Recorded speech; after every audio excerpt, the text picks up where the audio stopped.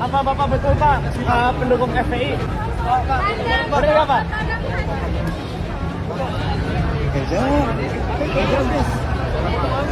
Pak.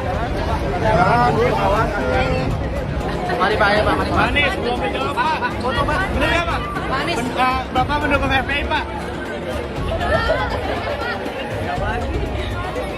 Kader PDI Perjuangan Basuki Cahayapurnama.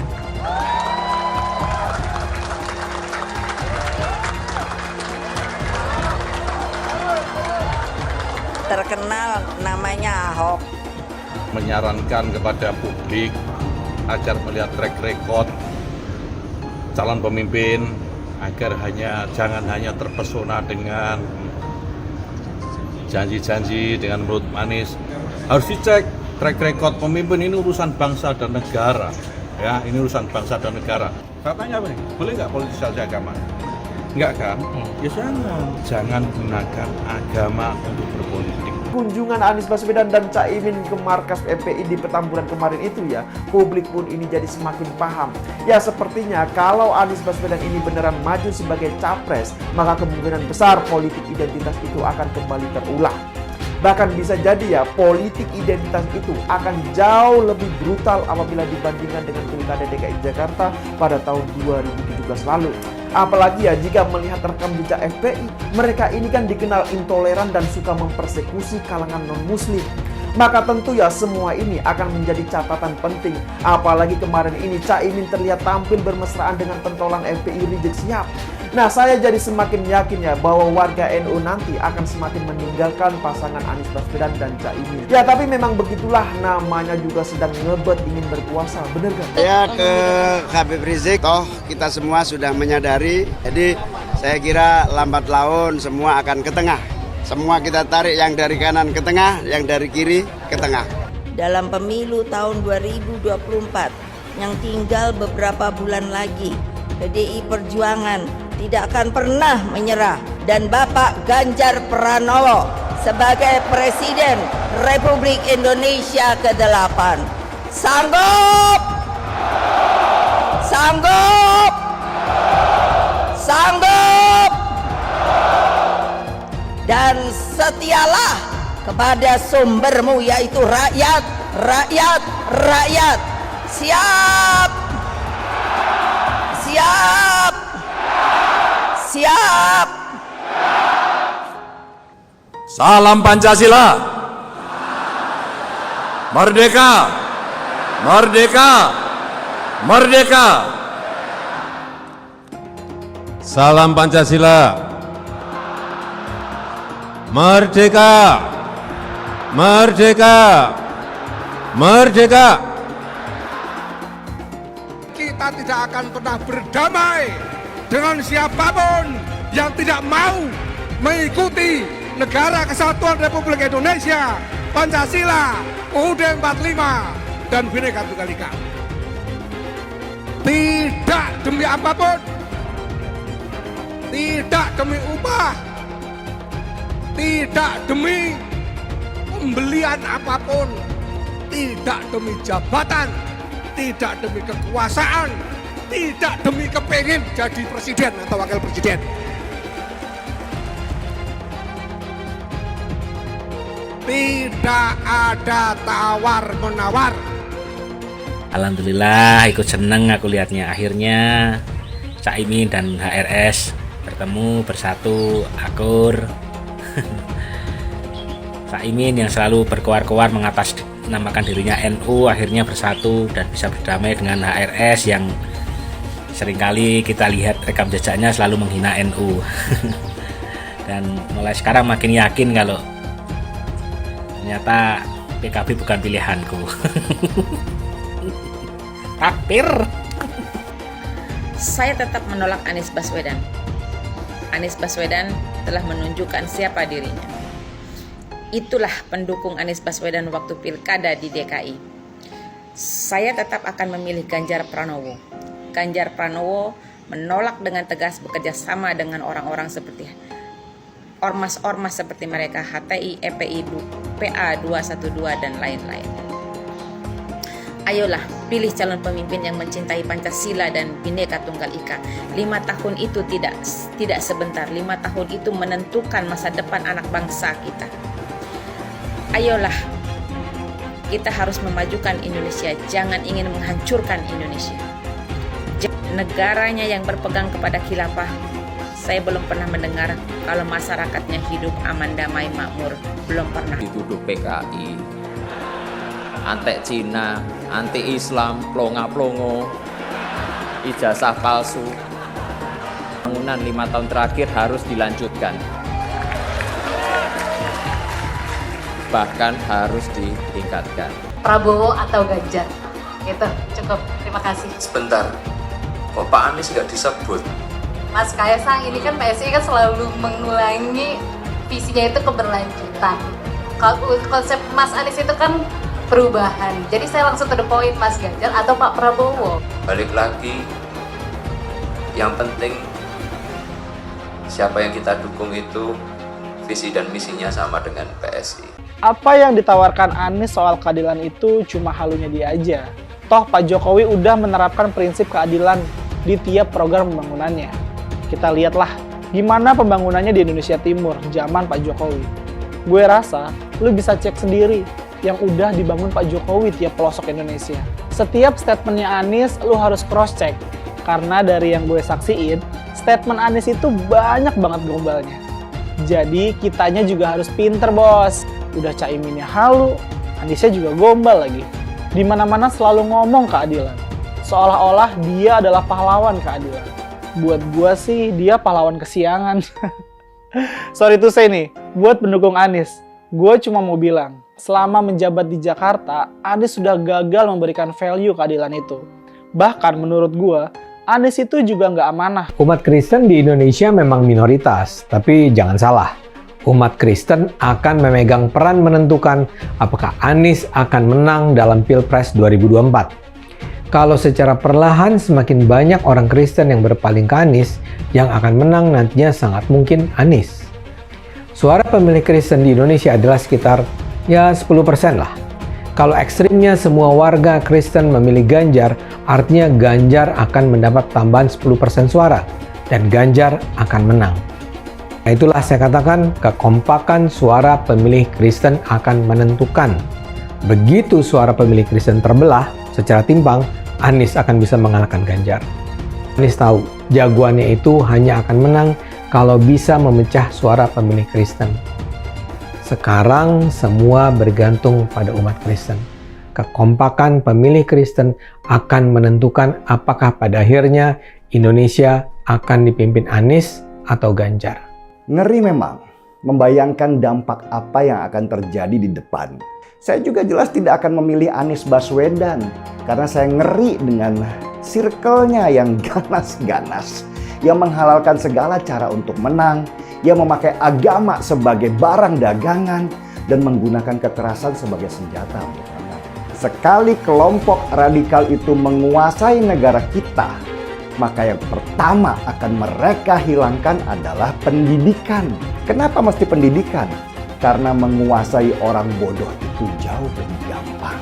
Jadi kebayangkan apa yang sudah dibangun oleh Jokowi selama 10 tahun memimpin akan musnah karena dirusak dengan alasan yang tidak sesuai dengan nafas agama. Ganjar Pranowo ternyata menjadi rujukan favorit para pemilih pemula sebagai capres. Gimana Kadrun? Puyeng nggak tuh? Masyarakat telah menilai bahwa Ganjar adalah sosok yang dianggap paling layak meneruskan kepemimpinan Presiden Jokowi.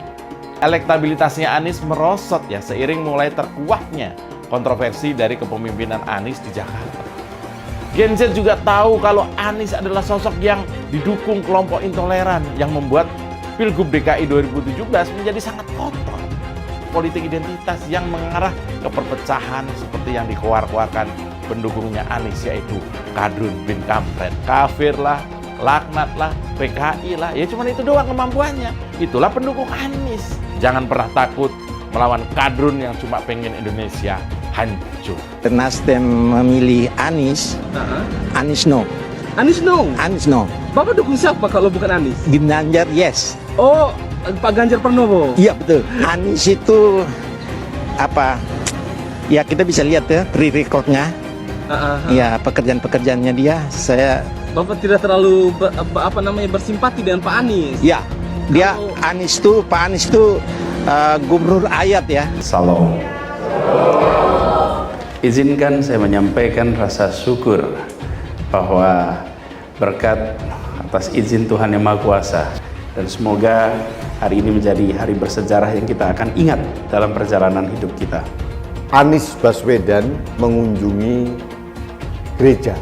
Yang membuat saya aneh itu justru pernyataan dari pendeta dari gereja yang bersangkutan, malah menobatkan Anies Baswedan sebagai bapak kesetaraan. Tidak layak seorang Anies menyandang gelar bapak kesetaraan. Jangan Pak Pendeta ini mencoba menyesatkan masyarakat, mencoba memanipulasi sejarah. Jangan yang hitam dikatakan putih, Pak Pendeta. Allah berikan kepada kita satu hadiah, dimunculkannya pemimpin muslim di Jakarta dan dilonsorkannya pemimpin kafir. Masih ingat itu? Kita bela habis-habisan, kepala jadi kaki, kaki jadi kepala, untuk melongsorkan pemimpin kafir dan memenangkan pemimpin muslim. Hampir 2 tahun perjuangan kita untuk melongsorkan Ahok ketika itu. Takbir! Siap kawal kasus Ahok, siap penjarakan Ahok. Takbir! Takbir! Takbir! Siap kawal kasus Ahok. Siap. Siap kawal kasus Ahok. Siap. Betul. Betul. Tangkap si Ahok. Tangkap si Ahok sekarang juga. Tangkap si Ahok. Tangkap si Ahok sekarang juga. Takbir. Allahu Akbar. Takbir. Allahu Akbar. Tangkap si Ahok. Tangkap si Ahok sekarang juga. Tangkap si Ahok sekarang juga. Lagi. Penjajahan di depan mata itu di Jakarta. Kita semua pribumi ditindas dan dikalahkan. Kini telah merdeka. Kini saatnya kita menjadi tuan rumah di negeri sendiri. Saya bilang, Miss, ente nggak bisa jadi presiden. Kenapa? Karena presiden adalah orang Indonesia asli, saya bilang. DKI yang kita harapkan, Anies Baswedan yang begitu jelas Islamnya, 4 tahun 8 bulan jadi gubernur. Mana peraturan pergub saja yang melarang migrasi? Mana perda Islam apalagi? Yang akhirnya tidak berani juga menegakkan hukum Islam. Banjir tetap banjir, macet tetap macet, kriminalitas Jakarta. Anda tahu, 2 menit sekali terjadi pencurian. Sekarang orang sedang euforia, dia mau dicapreskan. Bagaimana umat terjebak lagi, bodoh lagi, masuk lagi. Kalau misalnya memang Anies itu mau maju dan dia tekad mau menegakkan hukum Islam dan menyatakan perlawanan, saya peduli. Tapi dia tidak lakukan itu. Tahu nggak, sumur resapan yang ngabisin anggaran beratus miliar itu meresap air agar masuk ke dalam bumi sesuai dengan sunatullah. Tetapi ternyata sumur ini tidak meresap air, malah airnya itu menggenang di sumur-sumur itu. Sumur resapan itu sekarang harus disiapin pompa untuk menguras air di sumur resapan. Kalaupun dia harus makan babi sepanjang jadi presiden, mungkin akan dilakukan. Jangan sampai Indonesia jatuh ke tangan pembohong.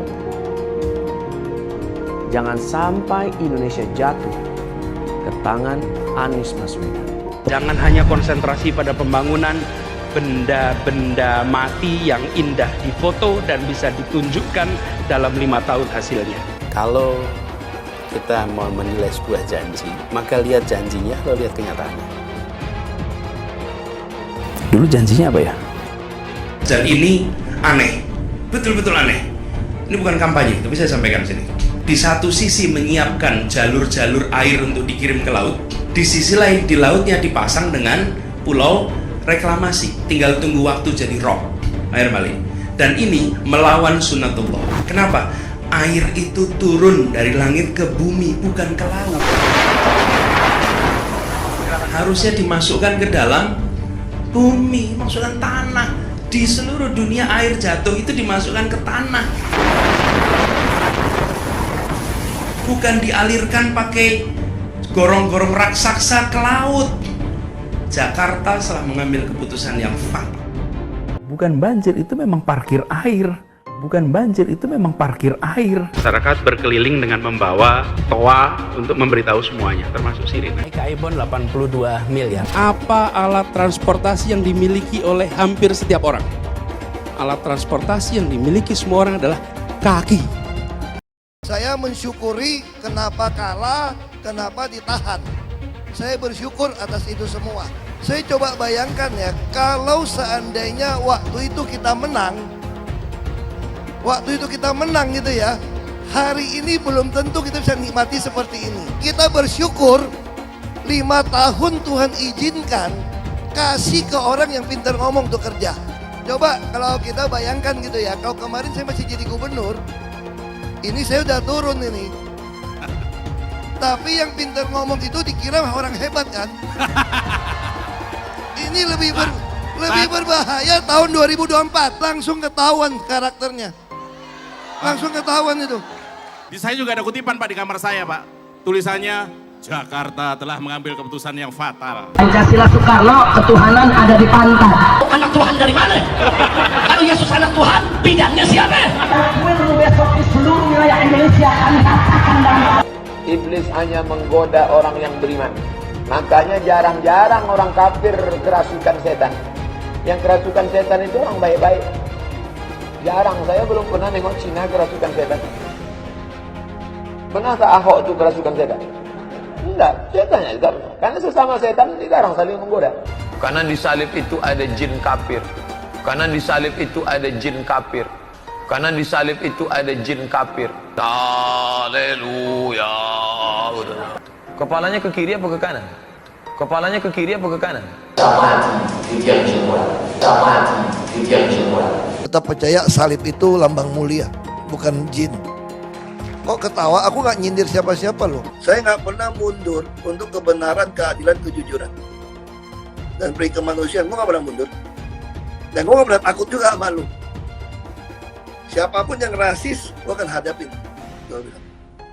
Karena rasis itu tidak berperi kemanusiaan. Kalau saya ditanya dulu kan, kamu nyesel nggak statement kamu di Pulau Seribu sehingga masih masuk penjara? Tidak pernah nyesel.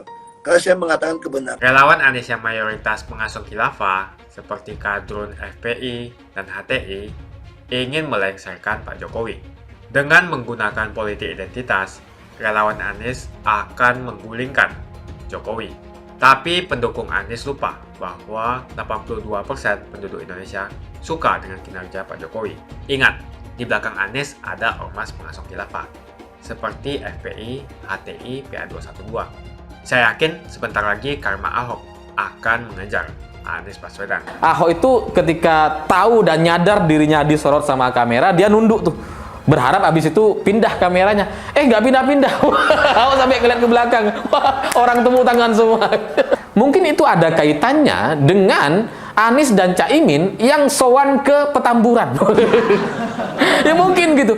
Karena kebetulan sekali beberapa hari sebelum Rakernas PDI Perjuangan, Anies dan Caimin datang ke Petamburan sampai cium-cium tangan gitu. Momen ini bagi saya adalah sebuah momen yang menarik sekali untuk kita lihat. Ahok itu ketika tahu dan nyadar dirinya disorot sama kamera, dia nunduk tuh. Berharap abis itu pindah kameranya. Nggak pindah-pindah. Ahok sampai kelihatan ke belakang. Wah, orang tepuk tangan semua. Ahok ini punya kasus tahun 2017, ya katakanlah kasusnya itu kasus yang dipaksakan atau karena tekanan massa, tapi pada intinya, pada faktanya Ahok memang benar-benar masuk penjara. Apa maksud kemudian PD Perjuangan atau kameramennya gitu ya mengarahkan kamera kepada Ahok dalam cukup waktu yang cukup lama gitu, dan kemudian itu menarik perhatian kader PD Perjuangan yang hadir di ruangan tersebut? Mungkin gitu ya. Mungkin itu ada kaitannya dengan Anies dan Caimin yang sowan ke Petamburan. PDI Perjuangan ketika Rakernas memunculkan Ahok, dan ini bagi saya adalah sebuah jawaban yang sangat-sangat telak sekali kepada Caimin dan Anies. Ya mungkin gitu. Karena kebetulan sekali beberapa hari sebelum Rakernas PDI Perjuangan, Anies dan Caimin datang ke Petamburan sampai cium-cium tangan gitu. Langsung dijawab dengan senyum Ahok di Rakernas PDI Perjuangan kemarin. Dan terus terang, mungkin banyak orang juga sudah lama tidak melihat Ahok gitu ya. Dan dari kemunculan Ahok di Rakernas PDI Perjuangan kemarin, otomatis kita jadi ingat dengan Pilkada tahun 2017 gitu, yang kemudian membuat demonstrasi besar-besaran. Ya karena lawan Rizik, satu-satunya yang bisa melawan Rizik ya cuma Ahok gitu. Karena mereka punya rekam jejak sejarah yang sama gitu. Rizik sebagai bagian dari motor orang-orang yang melakukan demonstrasi dan politik sara, politik identitas di tahun 2017, dan Ahok adalah korbannya. Ahok adalah orang yang kemudian masuk penjara gara-gara tekanan massa dan politik identitas yang dimainkan oleh para pendukung Anies Baswedan tahun 2017 lalu. Sehingga kalau Rizik kemudian muncul dan PDI Perjuangan memunculkan Ahok, ini seperti berbalas pantun. Jadi ya karena tahun 2017 adalah sebuah fakta di mana orang yang tidak mendukung Ahok misalkan kemudian dianggap bagian dari penistaan agama, dianggap kemudian tidak boleh disolati dan sebagainya. Itu jelas adalah sebuah fakta sejarah dan itu tak terbantahkan gitu. Nah, jadi ketika Ahok muncul gitu ya, ini jadi kemudian membuat kita otomatis jadi teringat dengan politik identitas, politik sara yang dimainkan oleh Anies Baswedan di tahun 2017 lalu dan kawan-kawannya dan oleh timnya gitu ya. Jadi ketika Ahok muncul gitu ya, ini mungkin adalah bagian dari strategi yang dimiliki oleh PDI Perjuangan yang pada waktunya nanti mungkin ini akan dimainkan, mungkin ini juga akan digunakan gitu, karena Ahok ini adalah orang korban politik identitas, adalah orang yang tahun 2017 lalu dihina-hina sedemikian rupa oleh kelompok kadrun-kadrunista. Jadi hari ini di jelang Pilpres 2024 memang hanya Ganjar lah yang tidak punya dosa, tidak punya dosa sebagai capres. Kalau yang lain ini punya dosa semua. Prabowo dosa tahun 98, kasus penculikan dan penghilangan anak-anak muda. Anies Baswedan kasus tahun 2017 dengan politik identitas dan politik ayat dan mayat dan sara. Ya katakanlah Anies tidak ikut memainkan, tapi kan dia mendiamkan, membiarkan para pendukungnya untuk memainkan narasi-narasi politik identitas gitu. Orang akan ingat itu gitu. Jadi dari sini kalau Ahok kemudian nanti muncul terus setelah ini gitu ya, itu kayaknya dalam rangka untuk membatalkan dukungan kepada Anies dan Prabowo Subianto. Kalau ketika Ahok muncul, mereka akan ingat, iya ya, dulu mereka kan bagian dari politik identitas. Mereka kan dulu satu gitu, sekarang sih terpisah. Tapi dulu kan satu orang-orang ini. Jadi kalau kemudian Ahok muncul lagi, ini akan membuat simpati masyarakat dari kelompok, terutama kelompok non-muslim, dari kelompok orang-orang minoritas di Indonesia, itu akan tergerak hatinya untuk membatalkan pilihannya kepada Prabowo atau Anies Baswedan. Karena mereka akan ingat tuh, di balik politik identitas, di balik aksi 212, 411 dan sebagainya, ya dari kelompok mereka gitu. Yang mendukung Anies sih Prabowo maju lewat Gerindra. Kalau sudah muncul Rizik gitu ya, kita kan harusnya bisa menilai apakah ini waktunya kita muncul keluar dan menunjukkan kekuatan, atau berdiam diri lagi dan membiarkan kasus seperti tahun 2017 merajalela dan membiarkan mereka seolah-olah yang paling berkuasa di negeri ini, seolah-olah yang menjadi satu-satunya representasi kelompok umat Islam di Indonesia. Sehingga ya kalau Rizik setelah ini diakomodir oleh Anies atau Caimin, atau nanti mungkin juga Prabowo akan sowan ke Rizik gitu ya, ya di Ganjar Pranowo ya tinggal bawa Ahok kemana-mana. Gak usah jadi cawapres, bawa aja gitu, ajak aja jalan-jalan gitu kan, untuk mengingatkan orang gitu supaya tidak memilih orang-orang dari kelompok kadrun-kadrunista gitu. Karena yang namanya Ganjar Pranowo adalah satu-satunya capres yang belum pernah sowan ke Rizik. Dan hanya Pak Ganjar lah, karena hanya Pak Ganjar lah yang tidak ada kompromi dengan kelompok sebelah, itu yang membuat kita semakin yakin bahwa antara Jokowi dan Ganjar ini satu nafas dan satu jalan yang sama. Karena ormas yang dibubarkan oleh Pak Jokowi adalah ormas yang semestinya tidak perlu kita berikan panggung dan berikan ruang atau berikan kesempatan atau sampai kemudian sowan sampai cium-cium tangan gitu. Jangan. Ya pada intinya gitu ya, dari rekam jejak sejarahnya hanya Pak Ganjar lah yang clear, yang komitmen menolak kelompok orang-orang atau ormas yang anti dengan NKRI, yang layak dibubarkan harus kita bubarkan, jangan kemudian diberikan panggung dan diberikan harapan. Semakin dekat Pilpres, relawan Anies semakin beringas dan Anies semakin galau. Dengan menggunakan politik identitas, relawan Anies akan menggulingkan Jokowi. Relawan Anies yang mayoritas pengasuh khilafah seperti kadrun FPI dan HTI ingin melengsarkan Pak Jokowi. Tapi pendukung Anies lupa bahwa 82% penduduk Indonesia suka dengan kinerja Pak Jokowi. Saya pikir kalau terjadi baku hantam, maka ada 82% yang akan menghajar kadrun pengasuh khilafah itu. Kalau melihat perkembangan koalisi politik, yang paling agresif memperluas basis kerjasama yang sudah konkret adalah koalisi Ganjar. Sejak Ganjar diumumkan oleh PDIP, sudah resmi koalisi Ganjar ini didukung oleh 3 partai, yaitu P3, Hanura, dan juga Perindo. Nasdem pun semakin pusing melihat Anies, karena elektabilitas Anies semakin jatuh, dan banyak kader-kader Nasdem terjerat kasus korupsi, seperti belakangan kasus korupsi BTS. Kasus korupsi 8 triliun yang dilakukan oleh kader terbaik Nasdem yaitu Johnny G. Plate, ini sangat menghantam Partai Nasdem, Menteri dari Kementerian Pertanian, di mana ini juga adalah dari Partai Nasdem. Apalagi belakangan ada 120.000 kader dari Partai Nasdem pindah ke Partai Perindo. Semenjak Nasdem mengusung Anies, banyak sekali petaka yang diterima oleh Nasdem. Apakah ini merupakan karma dari Ahok? Silahkan komentar di kolom komentar. Yang jelas saya tidak akan memilih Anies, karena Anies bukan pribumi yang jelas. Dan Anies juga merupakan antitesis daripada Jokowi. Antitesis artinya bertolak belakangan dengan semua kebijakan Jokowi. Anies sudah terang-terangan menyebutkan dia tidak akan melanjutkan kinerja dari Pak Jokowi. Tidak ada infrastruktur yang akan dibangun jika Anies memimpin Indonesia 5 tahun ke depan.